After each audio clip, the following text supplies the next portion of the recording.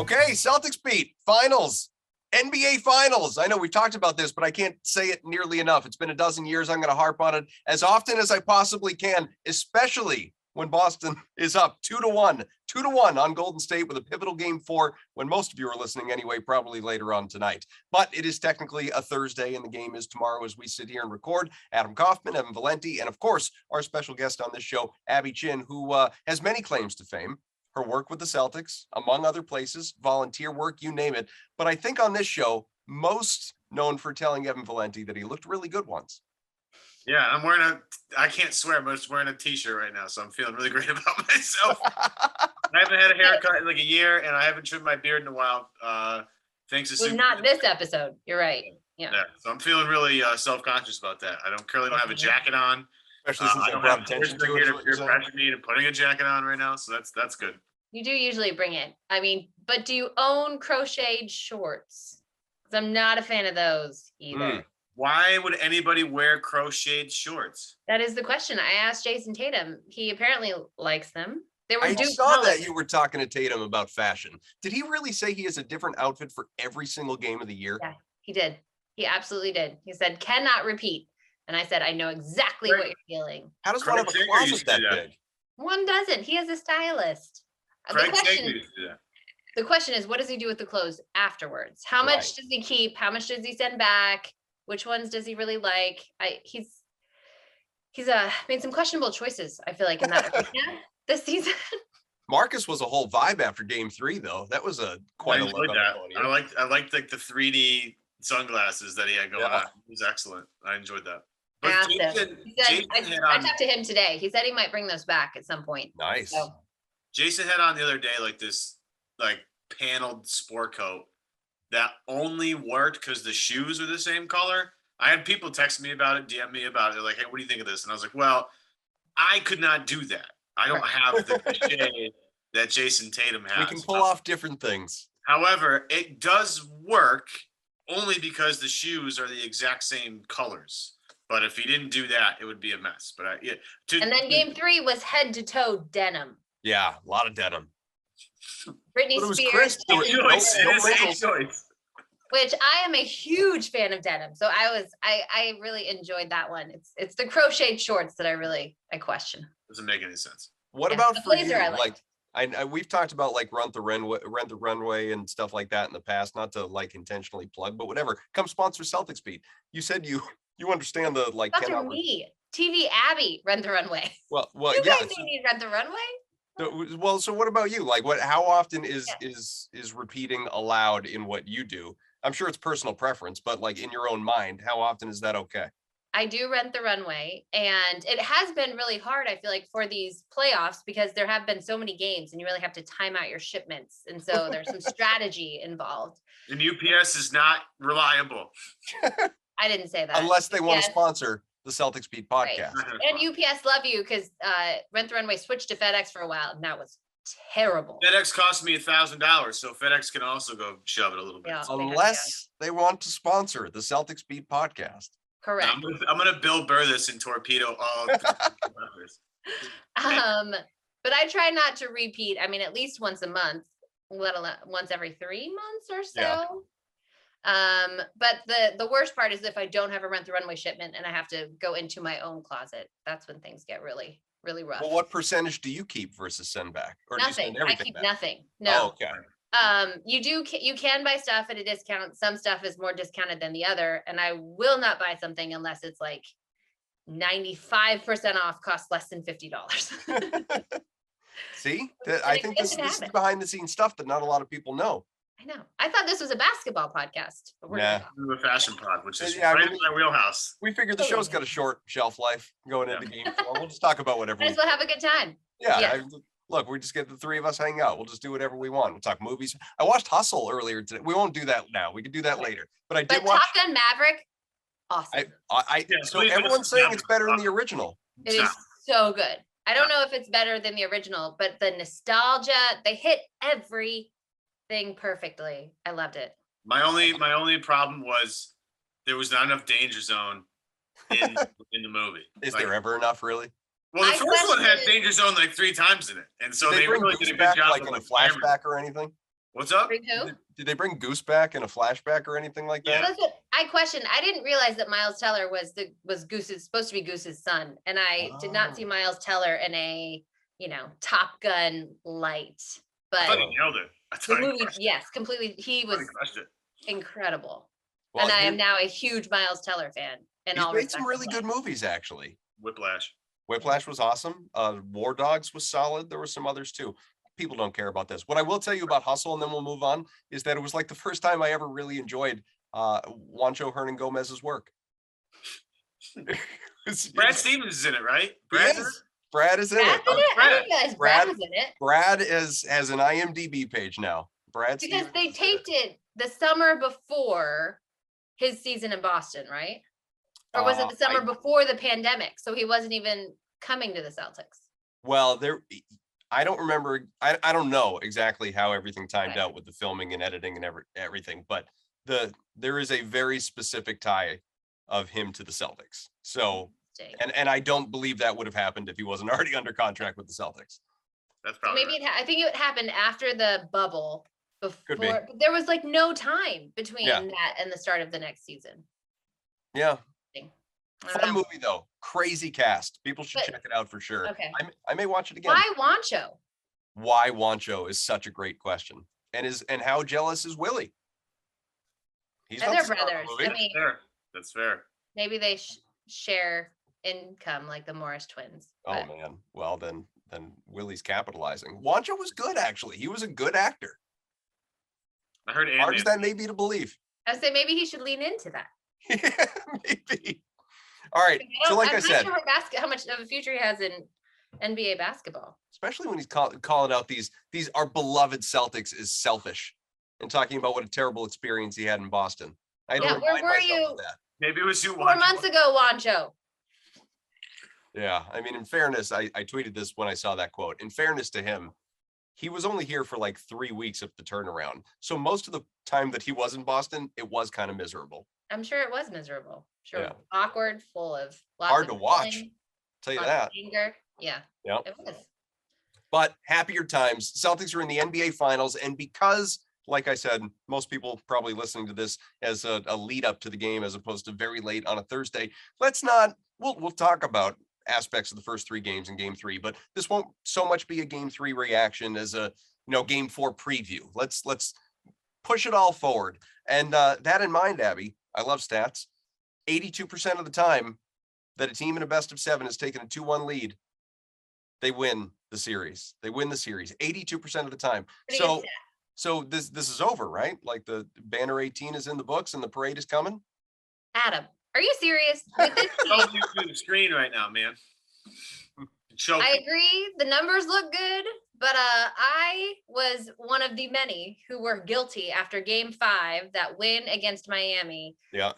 anointing the Celtics to the NBA Finals, going back to TD Garden. This thing is over. There's nothing to be done. And then Game 6 Yeah. happened. And then I was sitting in the corner of the arena in Miami, and I was 1000% sure, and I know how numbers work, that Jimmy Butler 3 Oh, was that sounds good. right. And I like had walked down from the rafters, that thing was over, and then I saw that shot go up, and I almost just like doubled over and threw up in my mouth. Because I was like, to lose that way, how could this happen? So no, Adam Kaufman, nothing is guaranteed with this team this season. No, I mean, in truth, so I was doing an interview ahead of Game 3, and I was asked, like, how do you feel? They split in San Francisco. They're coming back home. How do you feel about it? And I said, there's no momentum game to game in these playoffs, let alone this I agree. series. The Celtics have been resilient. I feel really good about their chances in Game 3. But if you were asking me for a prediction right now, I see them taking 1 out of 2, whether it's Game 3 or whether it's Game 4. I think they're probably going to split, and all of a sudden this is a best of 3.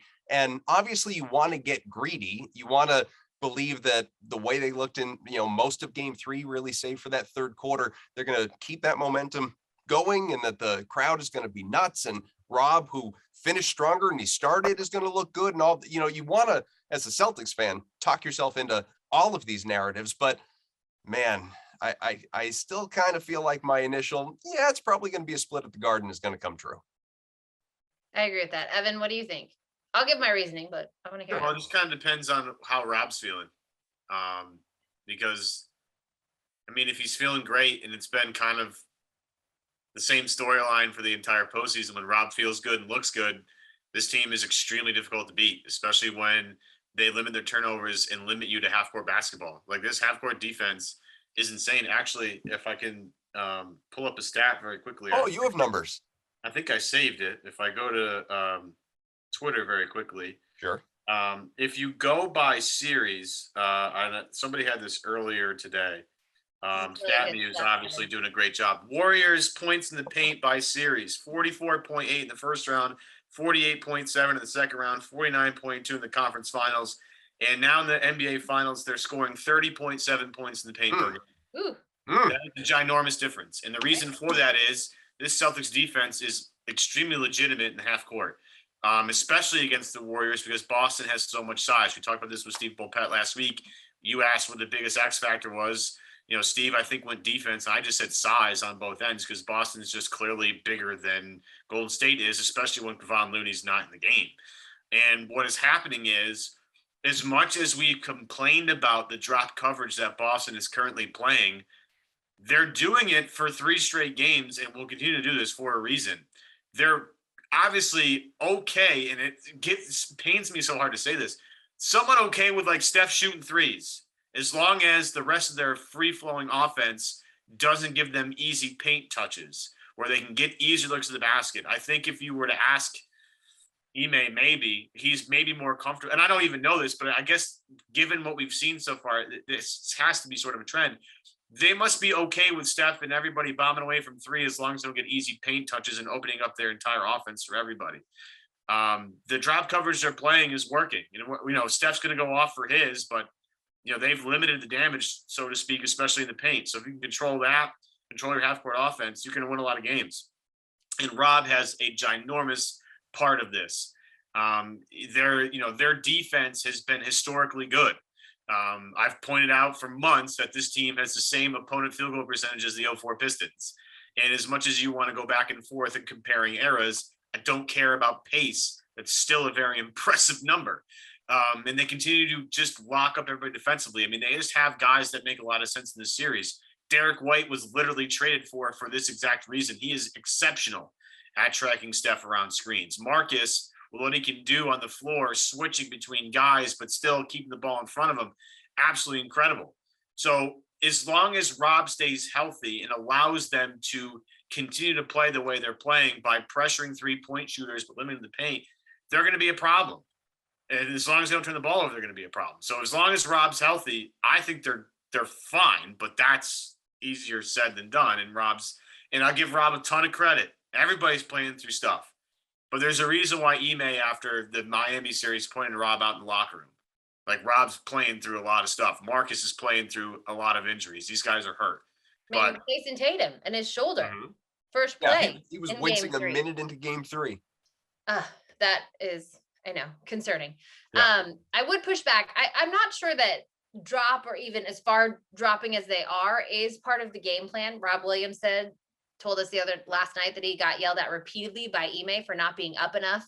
And Rob said, I thought I was up, but he was like, clearly you weren't, because Steph got off a clean shot. So I think that, as we saw in game 1, it was a tough adjustment to go from the Miami Heat, who you basically could drop against everyone other than Tyler Hero, who missed half the series, to then have to have a very quick switch in mindset and quick with speed as well, and making decisions and how you are adjusting to that. So I do think that is something that they're trying to do. And, the Warriors are really good.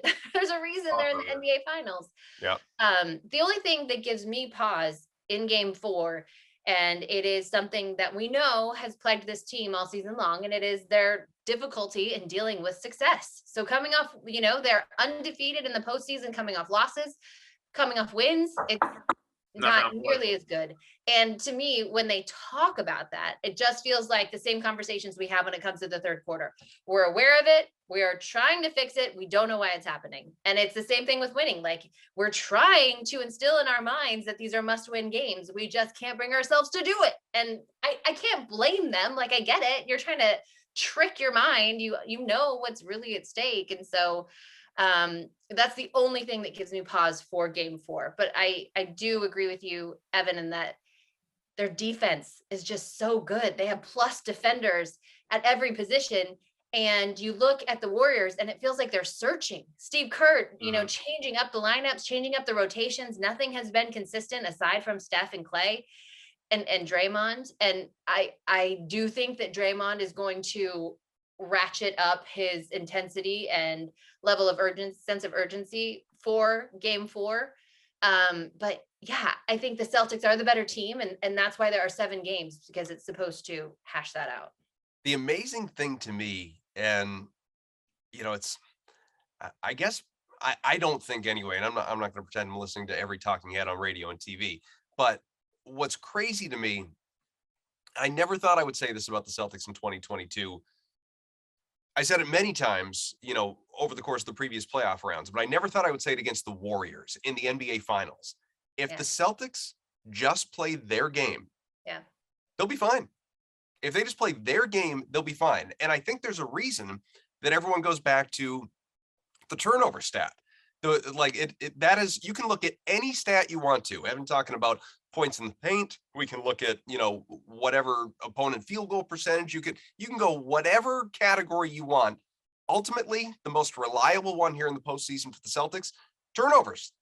They turn the ball over 15 times or fewer. And by the way, 15, not a tiny number either. 15 times or fewer. They're like 13-2 or something like that. Whereas, 16 plus, again, bigger number, 16 plus, winless. Not won a single game, 0-6 or whatever the number is.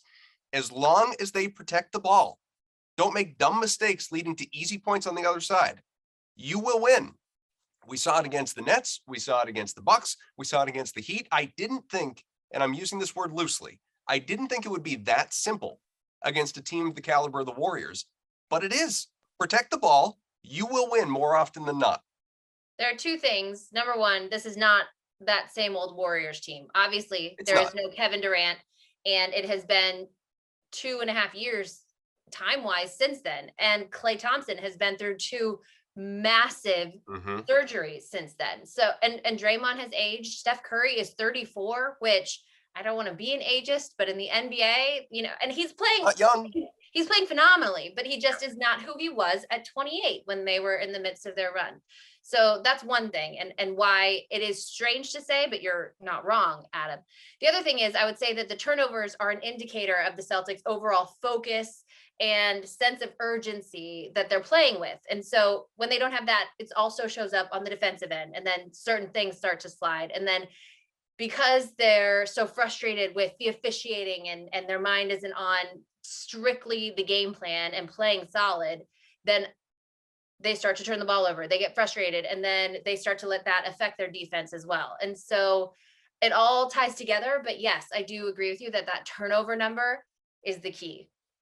Which is why, and obviously, like I joked earlier, Evan, about they're up 2-1, 82%, the series is over, right? Obviously it's not. The Warriors could take game 2 or 4, make it 2-2. It's a best of 3 at that point, and Golden State has home court again and all that. But if the Celtics actually do this, if they go out and take game 4 and they go up 3-1, I'm not going to say it couldn't happen, but there's just, barring major injury, if they stay healthy, there's no part of me that believes this team is going to lose 3 in a row. Well, I'm already on the record, season 7.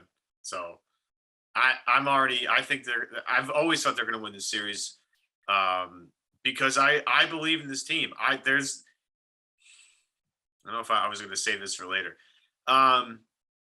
Later in the series, later in the podcast. We've only got 15 more minutes. What do you got? I don't think we evaluate this team in the right lens. Because we're so focused on the day-to-day stuff. I do think this team, and this is gonna, people are gonna kill me for being a homer, whatever. I just don't care. I mentioned the defensive stats. This team is one of the best defensive teams we've seen in the last 20 years. That's just a fact. Here's another fact. Boston is 1 game away from tying the Houston Rockets of 94-95 for the most road wins ever in a playoff run ever. They're doing this with their 2 best players at 24 and 25. They're doing it with a rookie head coach. if they find a way to win this, and again, there's injuries throughout the entire playoffs, so everybody's like, oh man, well this, and that. I'm like, all right, everybody's hurt, so relax. This is like a pretty historic run considering what. Where they started, they were 25-25. They were in 11th place in the regular season at one point, and it was like just a disaster. But think about how much basketball has been played over the past couple of years, and everybody wants to give. And I'm not trying to make this like a LeBron Lakers thing, but everybody wants to give LeBron and the Lakers a lot of credit for winning a bubble title. And I'm not saying it wasn't hard. It was difficult. It was a circumstance nobody's ever seen before, which is why I think it was easy for LeBron to win because he's seen everything in comparison to everybody else in basketball. But this particular finals is kind of a war of attrition here. There has been so much basketball played over the past 2.5 years, 3 years, condensed very shortly. And you think about all the injuries, all the basketball played, all the minutes, all the fouls, all the falls on the floor, all this stuff. I think we're not giving either team the respect they actually really deserve in real time because we're so busy evaluating what Draymond said or what Boston did or what Boston didn't do. The children. I listened to Zach Lowe this morning, and Zach Lowe is still obsessed about Game 7, Miami, Boston. Like he still wakes up in a quote unquote cold sweat thinking about Jimmy Butler taking a 3 at that point. And maybe this will come after it's done, but like this team is historically great, and I don't like think we're talking about that nearly enough. And if they pull this off, and if they pull it off, if they win tomorrow night and tonight, and they go up 3-1. Maybe that'll start happening. Maybe the conversation will start shifting to like, holy cow, this is actually unbelievable. But I've never wavered on this team because I do think they're more talented than everybody else. Their head coach pushes all the right buttons when it needs to happen. What do you call them, a-holes in the timeout the other night? Love it. No, seriously. That tweet? I love that. I asked the guys about that today at media, and both Marcus and Grant Williams told me, like, yeah, he says stuff like that all the time. No, that's not out of character, and he said a lot worse. So I don't know what you guys are all. I want to hear what worse. Yeah. Grant, I asked Grant, like, what's the craziest thing Ime said to them, and he's like, I really can't repeat it. I'm not sure that I can take any of the words. Yeah, I mean, maybe like off in a public forum. Yeah, exactly. To your point though, Evan, I obviously I want Abby to react to everything you just talked about and trying to put this team in a historical context. But I just saw the stat the other day. Obviously, it still holds true. He's still playing. Do you know who has played more minutes than anybody else in the NBA? Any team since play resumed in 2020 after the 4-month layoff? Is it the Celtics? Jason Tatum. Single person, yeah. One single person. Jason Tatum has played more minutes than anybody else in the NBA. By like a good margin too, by the way. It's not like a small margin. Like Tatum. Tatum they went to the Eastern Conference Finals. And the guy played through COVID multiple times. Yeah. In that bubble season, Bud wouldn't play Giannis more than a certain number of minutes. Right. And then the Lakers are not here now. So yeah, they're the one constant. Neither are the Raptors. So it makes sense. I'm not surprised by that. I do. So Evan, I would say I, more than anyone, am completely guilty of the day-to-day just because I am like immersed in it day to day. It's fine. Then what? It's your job. Right. On a day-to-day basis. That is your job. Right. And to be in the moment and present. And I do feel like that's so much of the message that you get from them is to be in the moment, and you can really only focus on the next play. I'm so sorry about my. Is that Grant? Does Grant want to chime in? No, but it is. So while we're on the topic of I close this. While we're on the topic of other. Oh my gosh! It's. I mean, it's got to be important. No, it's a Wordle competition between friends, and all of the answers are just coming in now, and so there's so many emojis. I'm on a laptop and I can't figure out how to turn it off. I'm sorry. You're fine. You're good. We're getting to know you better. Doing it live. I would say that it's also a product of living in Boston, where anything less than a championship is a disappointment. And especially now with this team, the way that we've been talking, that we all do feel like they are the better team. If they fall short, that will be disappointing. But you're absolutely right, Evan, and I've tried to keep that in mind throughout this run, is that we cannot discount how far this team has come. And that's what and what you were talking about, that's what made the last 2 years so disappointing under Brad, even in the bubble when they went to the Eastern Conference Finals, is that they do have the talent. It was just a matter of harnessing all of that, bringing them together so that the sum is greater than the parts. But then also the moves that Brad made, the addition of Derek White has been huge for this group. And I go back to media day when the message was we're doing everything to support the two pillars of this franchise. That is all we are focused on. And they have really, truly lived up to that. But also, I try not to lose sight of those dark days in November. I was in that press conference room when Marcus Smart called out Jason and Jalen, and everyone collectively in the room was like, what did you just do? And then we go to Orlando, and mid-game, it breaks. Adrian Wojnarowski with the Woj bomb that they had a players-only meeting, which is like the worst words when it comes to team sports. And it was bad. They were horrible to watch. It was no fun. No one had any fun. And I haven't made a secret of this. I had a vacation plan for my dad's 70th birthday, June 9th through the 14th. Like, oh man, it was planned months ago. Yes, started today.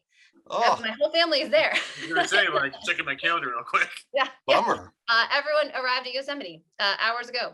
Oh, So, you know, I did not see this coming. It is absolutely remarkable. The defense is, I feel like, yes, generational. I mean, it's got to be up there with the best of the best.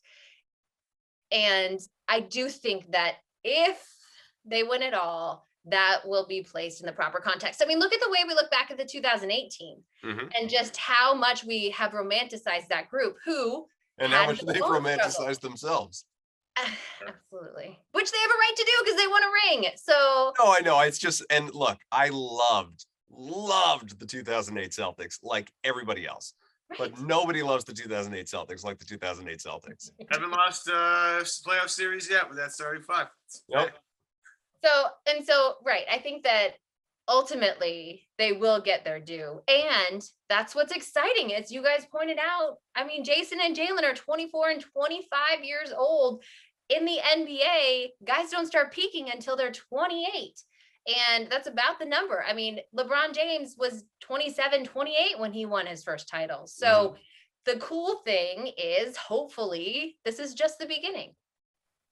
Well, and especially if you can, you know, I know these guys have plenty of term left on their contracts. We won't turn this into a much bigger picture, you know, look ahead to Celtics future seasons and all that. But this really has been, you know, kind of the missing piece, for lack of a better way of putting it. Like, they've had deep runs to the East Finals multiple times before under Brad. If they can actually get the championship, this is that thing that, like, more than anything else to me, that could say to Tatum, to Brown, to, you know, your key core, yeah, I'm going to come back. I'm going to keep doing this. Absolutely. You know, as opposed to the guys like LeBron in Cleveland or so many others that we could name who say, you know, they're elite and they get to the end of their contract and they say, I don't think I can win here. If you can actually get it done, then it's a different conversation. Then it's, how many do I have to win for it to be a dynasty? Or, you know, how do I get my number retired here? It's, you know, it's the bigger picture stuff that, look, these guys are they're thinking about it. They're absolutely thinking about it in their backs of their minds. Well, it's funny. Legacy is always, I think, part of the conversation.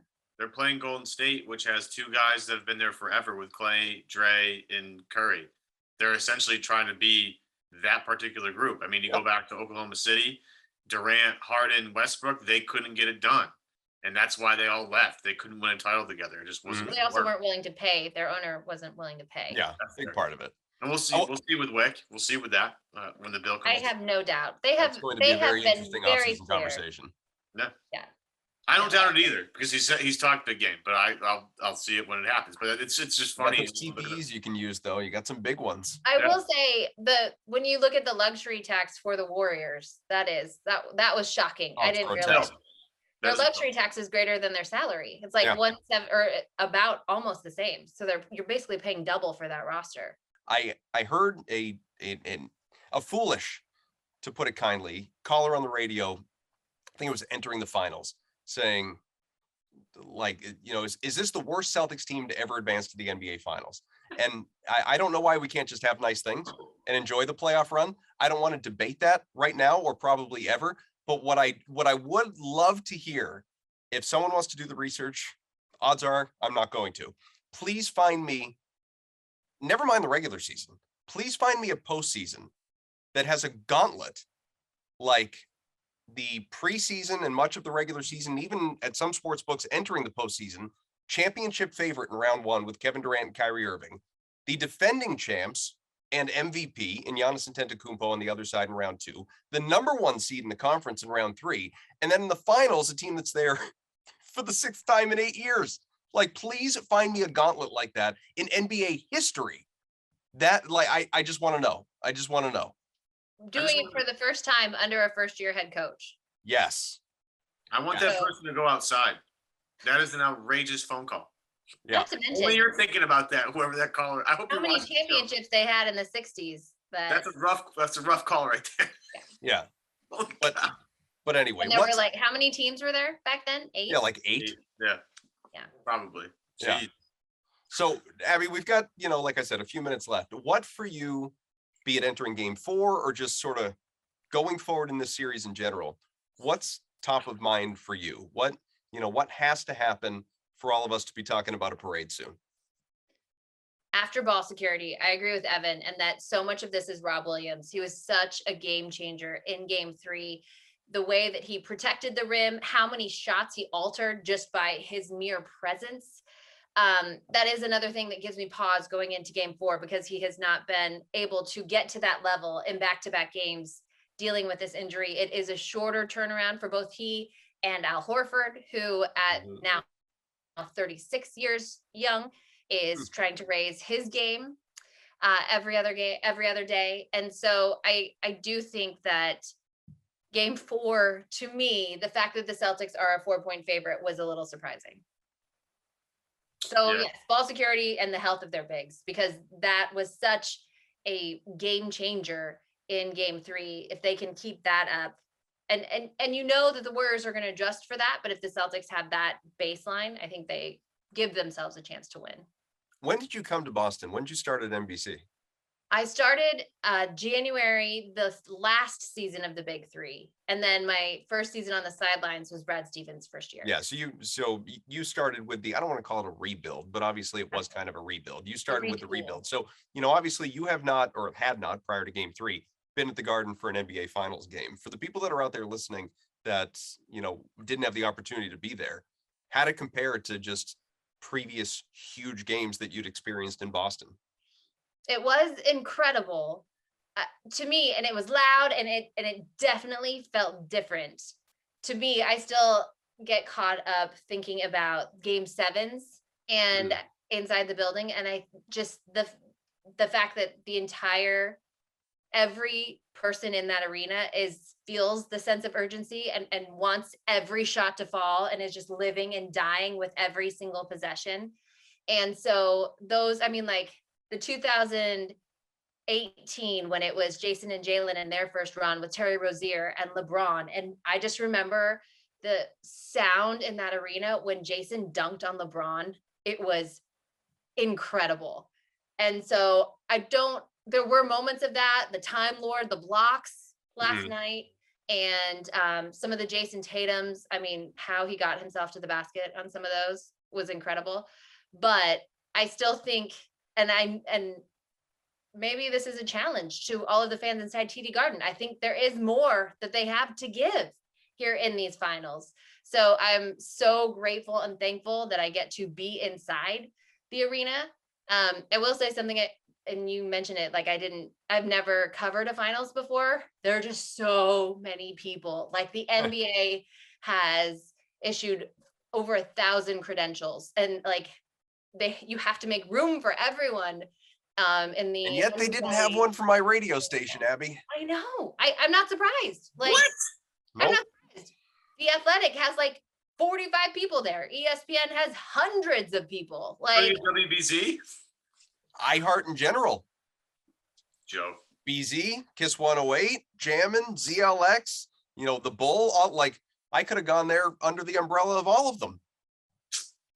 So that's what I mean. I am grateful to be there. There are just so many people, and it's different. The NBA comes in, they take over everything. And so it's just a very different experience than what I've done in the past and what I've been doing all season long, because I was the only one on the road. So, but it's been incredible. And the Garden was really fun last night. It was cool. You could feel it early. I went and got appetizers with a friend who just happened to be in town, and there was just a sea of green everywhere. And that was 3 hours before game time. Like, people were ready. Yeah. My buddy went to the game last night, ran into Bill Simmons' dad, but was trying to park and was like, this is impossible. I said, yeah, you messed up. You got to park far away, like Uber in. Yeah. Then figure it out from there. But the atmosphere, I've seen videos of the Garden in like surrounding areas. It's like unbelievable. It's truly awesome. It's one. I mean, you know, it's hard to get the COVID thing out of the back of your head. Like, oh man, we're kind of still in this, but at the same time, it's like, wow, it's cool to see. You know, it's more than 20,000 because there's just people hanging around. You got city watch parties when the team's on the road too. Yeah, it's awesome. It's very, very cool. And it's just fun. It's fun to be a part of it. Whether you know Abby's there or Ab and I just yucking it up in a Zoom call. It's just fun to be a part of the whole thing and talk about meaningful basketball, about the team you cover in June. It's fantastic. I like this. I hope they do it some more. Well, hopefully when we connect again next week, we'll be talking about it, you know, either a series that's over or a Celtics team that is, I don't know, up 3-2 or something. I have to look ahead at the schedule and see when we're going to do our next show. But I promise one is coming next week, and maybe even, you know, as immediate as possible, depending on how quickly this series does end one way or the other. But this has been fun. Been a lot of fun so far. Anybody taking the Warriors tomorrow or today, depending on listening to the show? Are we? Is that what you're asking? You on? It seems like there's a lot of Golden State's going to tie this thing up. If I'll sort of say to you what I said last week when we were giving our series predictions. If I'm going with my heart, obviously Boston takes game 4. My head believes Golden State's going to even it up. I just have a feeling, and my feelings are terrible. I am awful at guessing this. I felt like I was going to throw up all day of game 7 in that Bucks series. So I am leaning towards Golden State, but I don't want it to seem like I don't believe in these Celtics. I just feel like listening to the Warriors too, the way they talk, and they're like, our championship DNA tomorrow will not be a problem. Well, to your, you know, do we know if Bill Walton's in the building tomorrow or no? I don't know. Has he taken the Teague? That was amazing. Yeah. It was also, you know or whatever. He probably will be, because he was in San Francisco too. He was just kind of wandering around. He sat in on press conferences. And random people like, grabbed so him you to feel a talk. little bit better about it though, Abby. Like at this stage of the game, NBA Finals, if you say, "Oh, I think Golden State's probably going to win Game 4," I don't even think that's not believing in the Celtics as much as just saying, "Hey, there's a pretty freaking good team on the other side that has been here before and understands this situation." They also have not, I think, this entire dynasty, or it's been a long time since they have not won a playoff a game in a series in the playoffs. I think it's like 26 straight series. Yeah, 26 straight series. I heard Windhorst say it today, and it like blew my brain. I was like, what in the world? That's crazy. Won a game on the road. So they're due. I'll take the 4 points too. I just look forward to the vibes check text. We gotta check on the vibes. And it's gotta be at a specific time. The vibes check happens around an hour prior to tip off. This is why I'm still drinking scotch on this show. Just because the last 2 times I've had scotch in this show, good things have happened. So we continue to drink scotch on this show. Hey. I'm running out though. So we appreciate you hopping on as always, Abby. Obviously, I think it was last time you were with us. It was early in the turnaround. So a lot has happened. This is good. This is fun. And man, I'm eager for tip off. Hours to go. We'll see you later.